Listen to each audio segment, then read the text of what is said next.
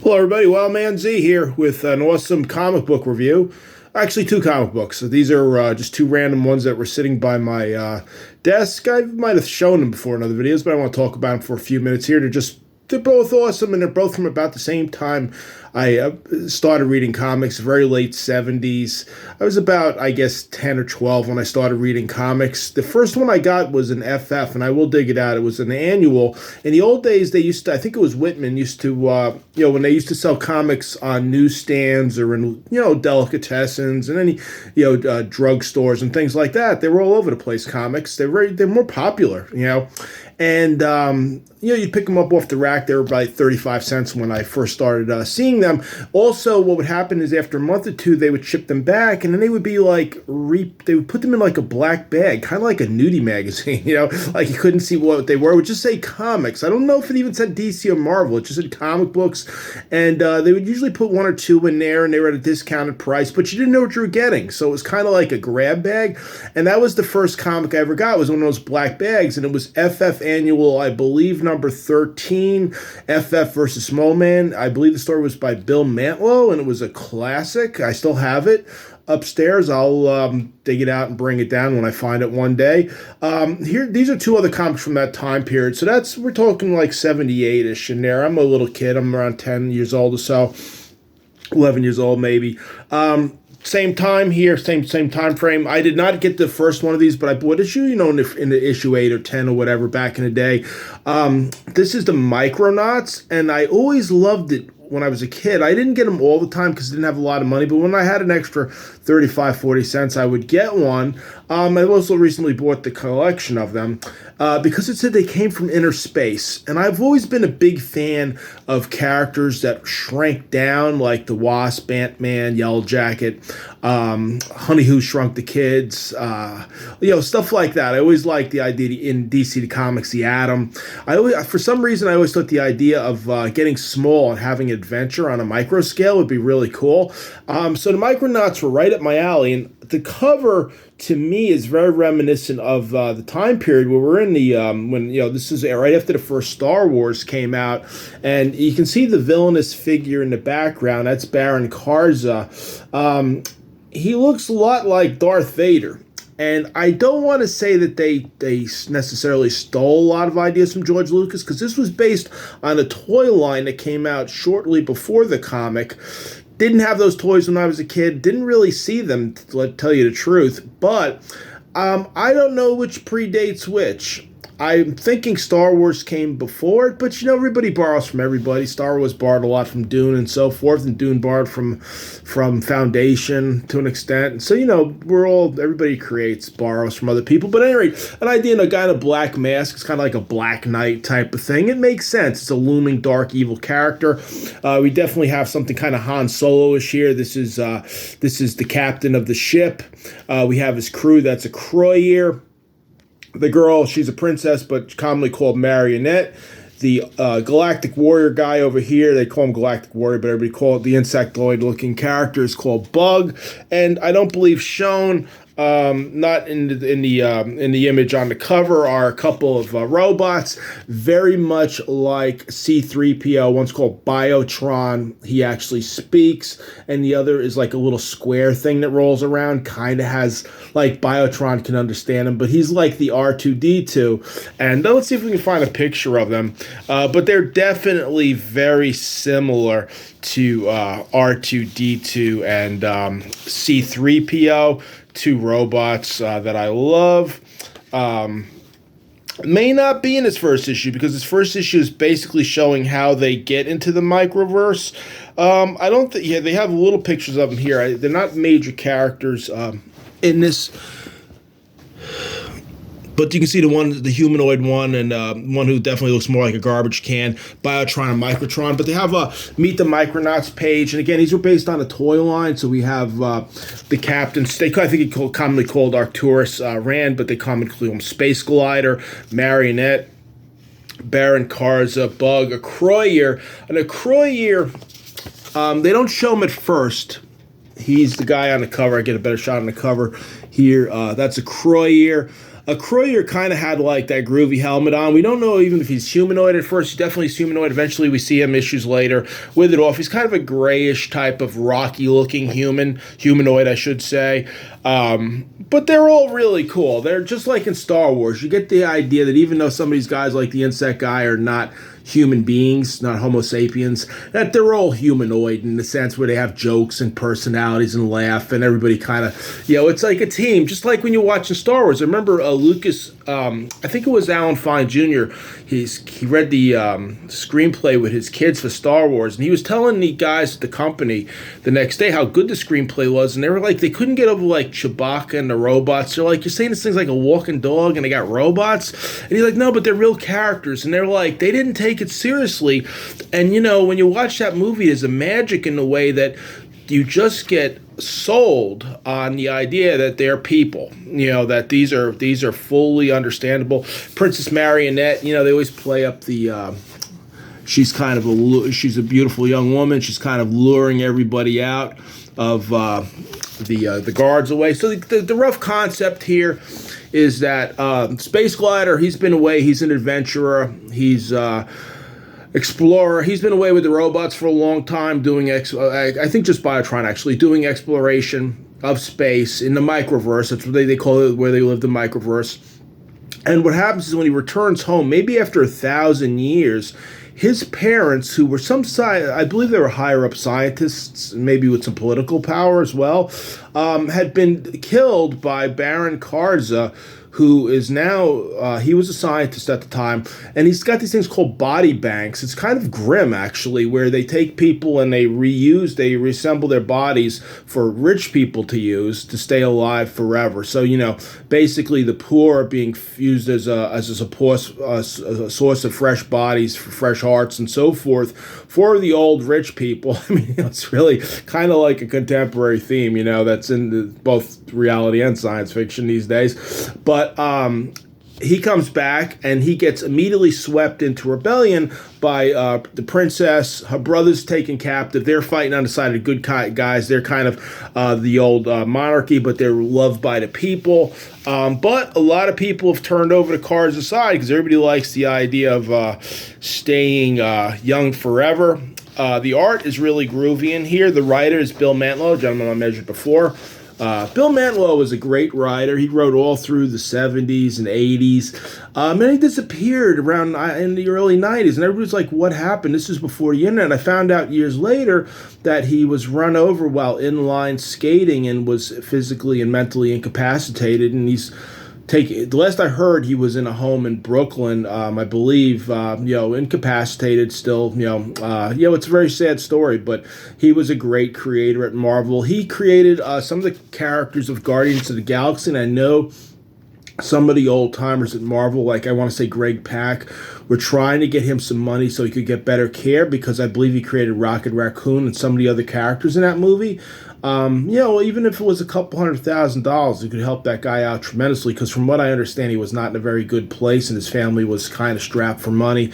It's a shame how things are, but he was a great writer. Bill Mantlo, I just want to say, would hop on pretty much every book when I was younger and do like a short run.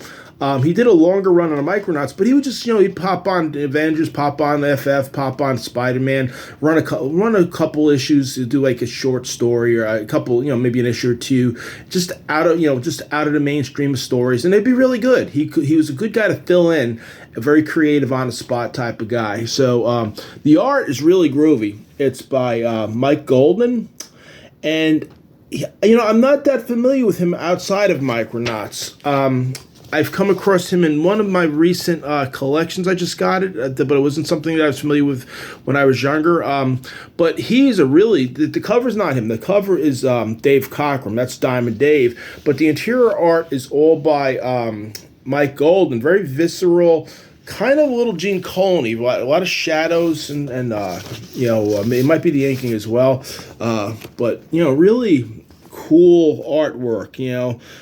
Doing it the Marvel way.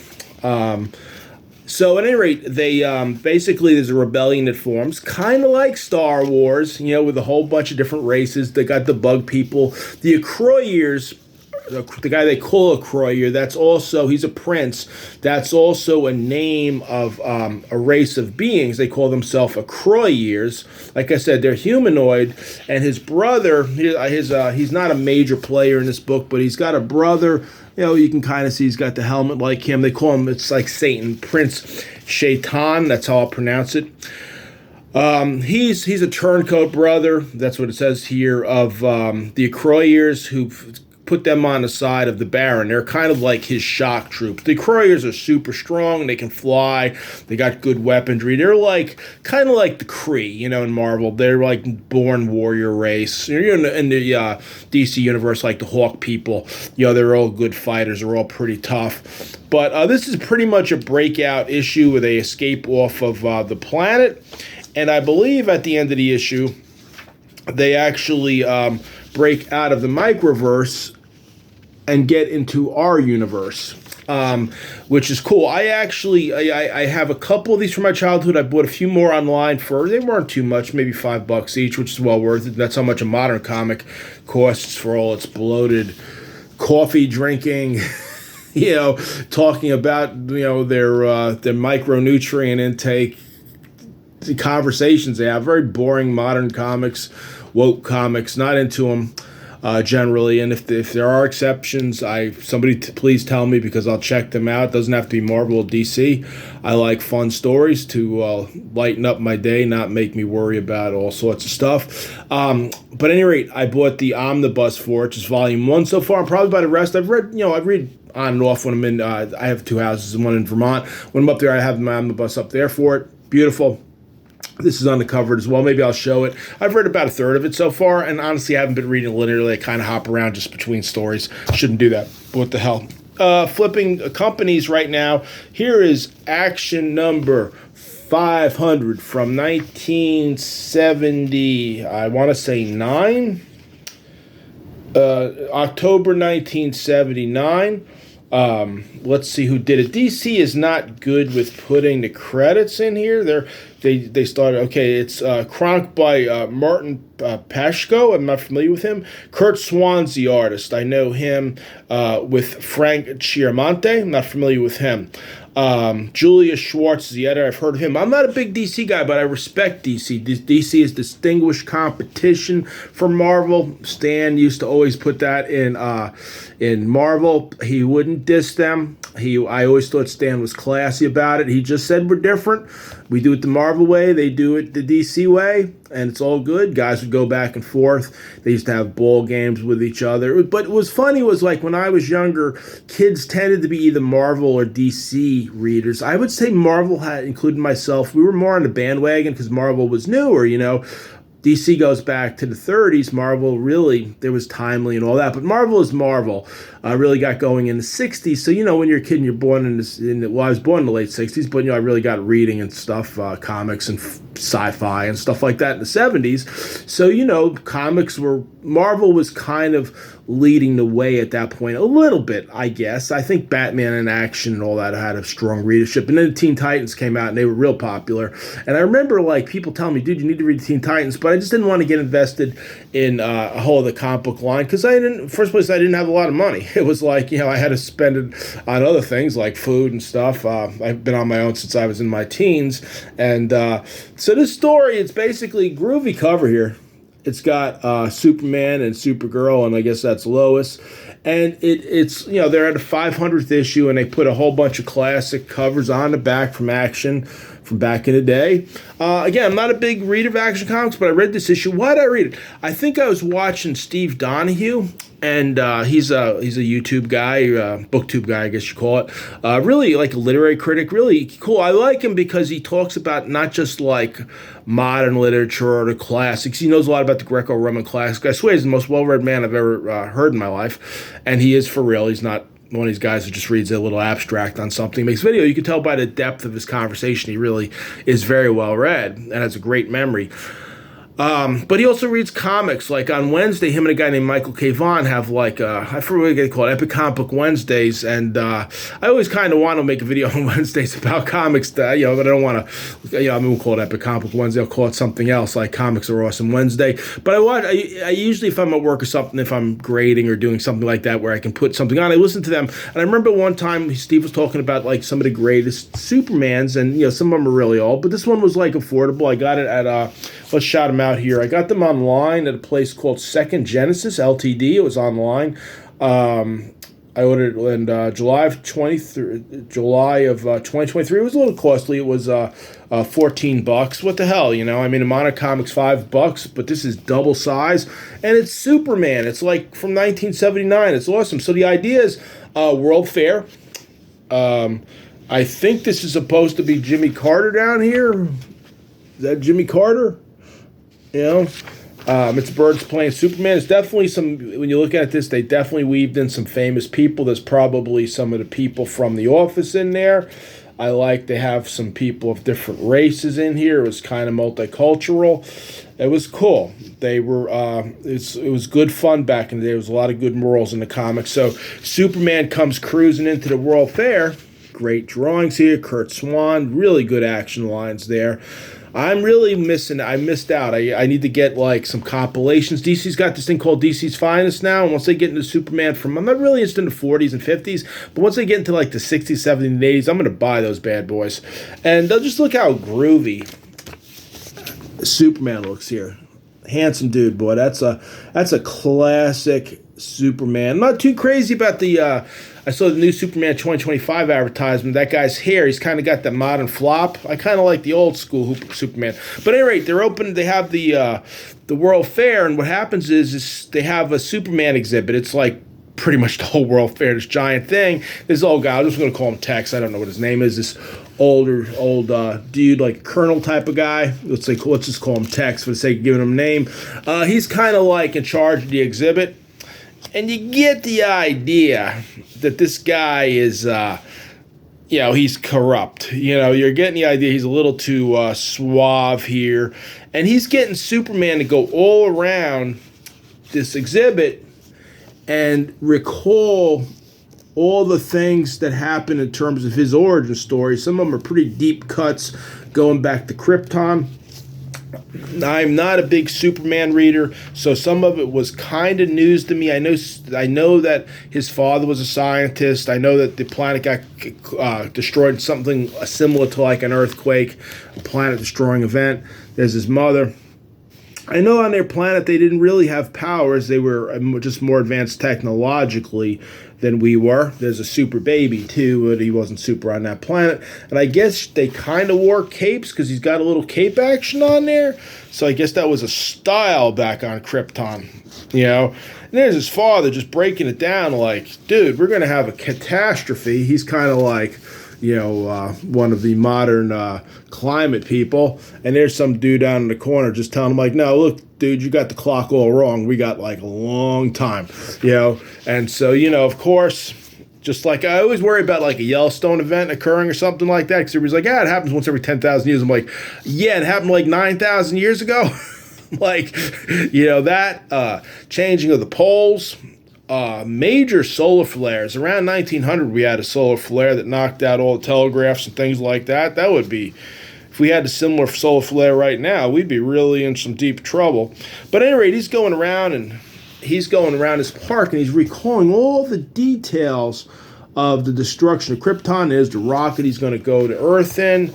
A lot of details in here. And it's just like, he has some super tears here. He gets like, he's just remembering those scenes of seeing his parents for the last time, and he's just like, check that out. Superman is getting emotional on us. Superman, I don't like it when they make him like an alien. He's wholly a human being. He's a human being from another planet. Like when they tried in these modern movies, be like, everybody's all scared of Superman. Like the Man of Steel. I'm like, no, he's like a human being. It's like he's from another planet, but like he's kind of like, in Star Trek and stuff. It's the sensibility is that there's actually human beings not aliens living on other planets. He's fully human. I kind of take it like in the modern sense of like Ursula K. Le Guin's Hainish cycle, where there are planets that have been inhabited by humans. They probably have a common stock genetically, and like we didn't realize that we were dispersed out. I don't, they weren't thinking all deep about it like that, but I just say he's a human from another planet. But there's a really great drawing of the rocket. Check it out. So, at any rate, what's happening all during this, we know that there's some debauchery going on. So, I'm not going to go through the whole thing because honestly I don't remember all the details, but the colonel here was working for my man Lex Luthor. There he is, Lex. And he, I do like the guy in the new movie ad who advertised him at the trail for the movie who's playing new Lex Luthor. I think he looked kind of, as I imagine Lex Luthor. I didn't realize that Luthor kind of blames Superman for losing his hair. Did you know that? Like, look at that panel down here. They're showing, like, isn't that kind of like, if that's an older trope, isn't that kind of what Stan did with the FF and Dr. Doom blaming Reed Richards for burning his face, doing a bad experiment? I'm a scientist, and particularly like guys doing chemistry. Back in the day, he's doing chemistry. He's got a beaker with a flask with some chemicals in it. Like, we're always doing some bad stuff. It ends up being a fire or like blowing ourselves up or poisoning everybody. Scientists always got, particularly chemists, always got a bad rep back in the day. But at any rate, Luthor was using all of this, pulling all this information out of Superman so that he could put it into a mind of a clone. He made a super clone who, let's see if we can find him. But they made a clone, and he ends up having to, he ends up fighting Superman. It was really cool. It was, they go through some of the super girlfriends in here. We got Lois, let's see when we go through the names first in the order, Lana Lang, then Lori Lamaris. I'm not too familiar with him having a mermaid girlfriend. For you DC fans out there, if I have any, I don't know about that. And then Lois Lane. So everybody's got a double L here. He's thinking back to all his girls. Superman was a player. Let's be real about it. He gave him the super duper. There we go. But at any rate, I guess that's the Parasite. And he's got all the villains here. Brainiac. Toyman, I don't know what this guy like. How the hell can this guy compete against Superman? But it was always a cool idea. A guy with some devastating toys. Parasite, Lex Luthor. Those are like his big villains, I guess. Toyman's kind of a joke, I take it, but people like that. Like in Marvel, you got Arcade and guys like that. People like the games. But here's the famous Kandor scene. He's got Kandor in a little jar here. But anyway, super fun comic here. He fights his clone really quick. I'm having a hard time finding the page. He beats him in like 1 or 2 panels. But, he's got him in a kryptonite box here. It's, I think he's hitting him with some kryptonite or something in here. He gets him in a cage. But anyway, it's really super fun issue. It's really good because it's a recap of all of Superman's lore up to that time. They probably have launched him and re-envisioned the story and things like that, but this will be the one that I'll consider like the origin of Superman. And then over here I had like again the Micronauts. So 2 recommends. I'm not sure where you can get DC is just getting into reproducing things as DC's finest. I don't know if it's reprinted anywhere, but I bought it for about $14 online. Nice quality. It's not perfect, but. And this, if you're interested in Micronauts, if you're, in your 40s or 50s or older and you want to reel in the years from the late 70s, early 80s, some cool comics, maybe you had these toys when you were a kid, they have an omnibus with this, and I'm sure they have it in epic form as well. I just bought the omnibus because the cover, it would just look beautiful. It's, like a lot of people say, the omnibuses are really big, and the disadvantage of them is, they're heavy to read. The epics and the Marvel Masterworks as well, they're lighter. And then, of course, you can always get the original. I have the original here, and I'm not too worried about the fact that they're a little costly because I feel comics are meant to be loved and enjoyed. And so, I'll put them back in their case, and they'll last my lifetime, I hope. But, After that, somebody else can have them, and hopefully they'll enjoy them. If they want to sell them, they can sell them. But on that note, I hope you enjoyed my video. For the 5 or 10 of you that watch it, and maybe I'll make some more about comics or working out or something else later on. It's freezing outside. I'm wearing a hat in here because it's kind of cold even in my place looking outside. So on that note, Wildman Z out. Have a good day.